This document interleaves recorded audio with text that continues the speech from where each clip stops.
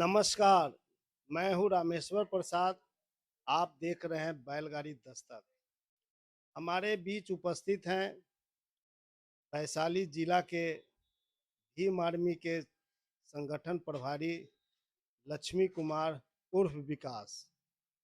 आइए हम इनसे बात करते हैं। सर, मेरे चैनल में आपका स्वागत है।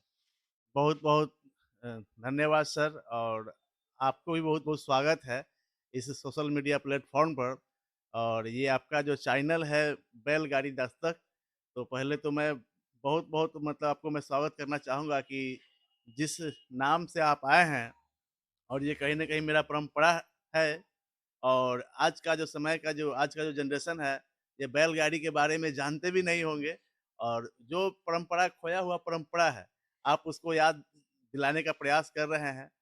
तो आपको बहुत-बहुत स्वागत है सोशल मीडिया प्लेटफ़ॉर्म पर।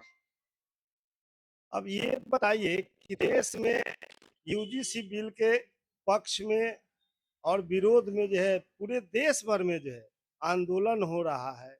यूजीसी लागू नहीं होना चाहिए, कोई कह रहा है यूजीसी लागू होना चाहिए। आखिर यूजीसी जो एक्ट आया, इस एक्ट के विषय में आपका क्या कहना है? जैसे सर मैं बता दूँ आपसे कि यूजीसी एक्ट ये अभी नहीं आया है, यूजीसी एक्ट तो ख़ैर 1956 से ही है।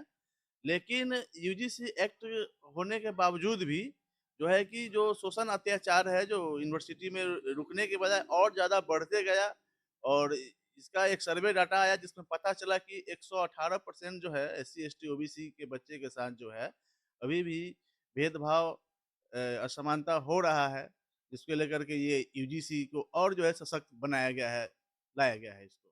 कॉलेज में भेदभाव, कैसा भेदभाव होता है?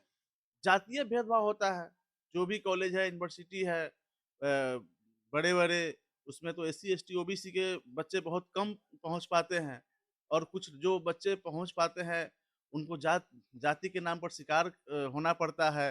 उ उनका मानसिक प्रताड़ना होता है। मानसिक प्रताड़ना का के कारण ये होता है कि बच्चे को जो है अपने आप में मतलब आत्महत्या करने पर मजबूर हो जाते हैं और वो मानसिक तनाव में मतलब आत्महत्या कर भी लेते हैं। जैसे कई कई उदाहरण है, पायल तन्वी है, रोहित वेमुला जी है, ना जाने उनके जैसे देश में कितने और लोग हैं। अभी एक नया मामला आया है, सोशल मीडिया प्लेटफ़ॉर्म से मुझे पता चला है, एक नया मामला आया है, कि आपको मैं बता दूँ आपसे कि अभी-अभी जो है राजस्थान में एक घटना हुई है कि क्या नाम है इनका, मैं आपको बता रहा हूँ कि इनका नाम रतन कुमार मेघवाल है फलसुंड जैसलमेर से है, ठीक ना? और भेदभाव के कारण जो है इनको जो है सुसाइड करना पड़ गया। ये मेडिकल एमबीबीएस के छात्र है जो है कि और एम्स के छात्र है जो है और इनको जो है कि जाति के कारण जो है कि इनको सुसाइड करना पड़ गया। तो जातिवाद चरम सीमा पर है लेकिन जातिवादी मानसिकता के जो लोग हैं ये मानने को तैयार नहीं है। लोग तो कहते हैं यूजीसी बिल आने से, एक्ट आने से देश में जातिवाद फैलेगा। नहीं, नहीं, जातिवाद फैलेगा नहीं, जाति के नाम पर जो शोषण अत्याचार हो रहा है वो खत्म होगा। ए, वो खत्म होगा। जी। लेकिन लोग तो कह रहे हैं कि यूजीसी बिल आने से, एक्ट आने से जो है देश में जो है जातिवाद नहीं, नहीं, फैलेगा। सदियों से जो जात के नाम पर शोषण किए हैं, जो लोग शोषण करते हैं, कहीं न कहीं उनको ये डर हो गया है कि इस कानून से आने के कारण जो है कि हम जो एससी-एसटी के जो बच्चे हैं, जिनका रैंकिंग करते हैं, शोषण करते हैं, वो हम नहीं कर पाएँगे और ऐसा करेंगे तो मेरे ऊपर कानूनी कार्रवाई हो जाएगा। इसलिए ये चाहते हैं कि ये कानून नहीं आ पाए और जिस तरह से सदियों से हम लोगों के शोषण होते हुए आया है, किसी न किसी रूप में ये शोषण करने के लिए हमेशा मतलब उनका मानसिक ही उस तरह के है कि वो शोषण करना चाहते हैं और करते ही हैं।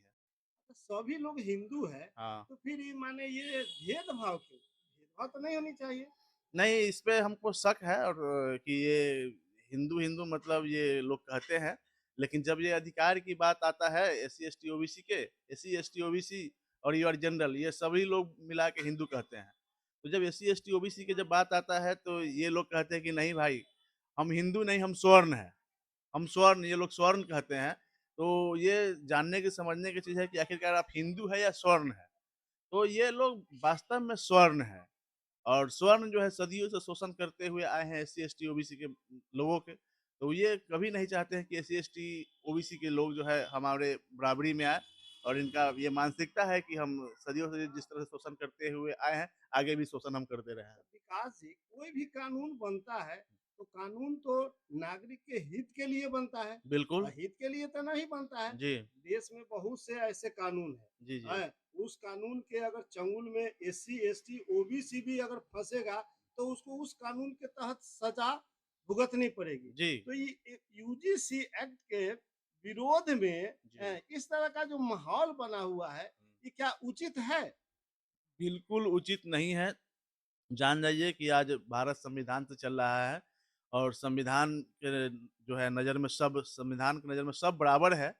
लेकिन कुछ लोग हैं जो है संविधान को भी नहीं मानते हैं, संविधान से भी ऊपर अपने आप को समझते हैं और वो जो कानून आता है या जो कानून है उसका भी विरोध करके कानून तोड़ के लोग अपना जो मन का जो बात है, जो पहले से जो उनके दिमाग में चल रहा है, जो पहले से जो भी ग्रंथ थी या जो ये था मतलब उनका एक क्या कहता है उसका मनुस्मृति, तो मनुस्मृति की जो है ये लोग राज लाना चाह रहे हैं ये लोग। कल पटना में आपके भीम आर्मी के और आजाद समाज पार्टी का बहुत बड़ा और ऐसा जो छात्र संगठन है, जी, जी। बहुत बड़ा प्रोटेस्ट हुआ है। जी, तो जी। मैं पूछना चाहता हूँ आपसे कि ये प्रोटेस्ट जो होता है, ये आजाद समाज पार्टी, भीम आर्मी और कुछ नेता लोग कर रहे हैं, और जो एससी एसटी ओबीसी के जो नेता लोग हैं, चाहे वो किसी में दल है में हो, वो खुलकर क्यों नहीं आते? आखिर क्या कारण है? कारण है उसका ताकि वो बिना लड़े मलाई खाना चाहते हैं और खा भी रहे हैं।